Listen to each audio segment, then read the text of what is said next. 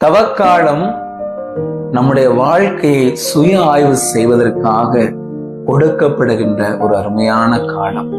அதனால்தான் இதை அருளின் காலம், இரக்கத்தின் காலம், மனம் மாற்றத்தின் காலம் என்று சொல்லுகின்றோம்.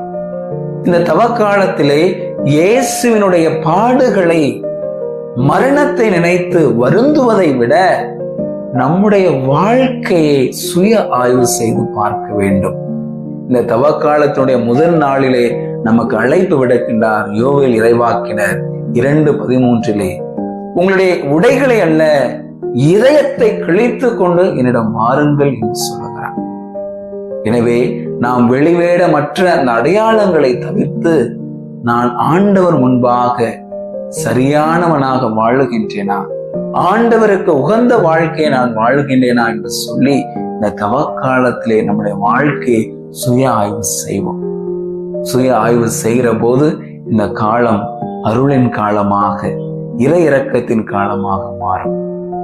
நான் மீண்டும் என் தந்தையிடம் திரும்பி செல்வேன் என்று நாம் தந்தையிடம் திரும்பி வந்து நம்முடைய வாழ்க்கையை மாற்றிக்கொள்ள வேண்டும். இந்த தவக்காலத்திலே நமக்கு 3 தூண்களாக கொடுக்கப்படுகின்ற ஜெபம், தபம், தானம் போன்ற நற்செயல்களிலே நாம் ஈடுபடுவோம். இந்த தவக்காலத்தை அருளின் காலமாக மாற்றுவோம்.